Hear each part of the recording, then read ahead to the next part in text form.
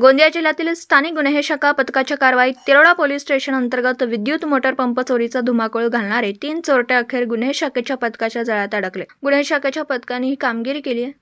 तिरोडा तालुक्यातील परिसरातील सालेबडी, धादरी, उमरी, सरांडी, तिरोडा येथील शेतकऱ्यांच्या शेतातील मोटर पंप चोरी घटना मोठ्या प्रमाणावर होत होत्या, परंतु चोरी करणारे चोरटे मात्र पोलिसांना मिळत नसल्याने अखेर गुन्हे शाखेच्या पथकाने शोध लावत गोपनीय मिळालेल्या माहितीनुसार विद्युत मोटार पंप चोरी करणारे 3 आरोपी जितेंद्र रूपचंद पटेल वय वर्ष 35, आकाश राधेश्याम पटेल वय वर्ष 27 व रुपेश रमेश उके वय वर्ष 33, तीनही आरोपी धादरी या गावातील रहिवासी असून त्यांच्याकडून 8 मोटार पंपासह 1 मोटारसायकल अशा 1,16,000चा मुद्देमाल हस्तगत करून आरोपींना अटक करून तिरोडा पोलिसांच्या स्वाधीन करण्यात आले।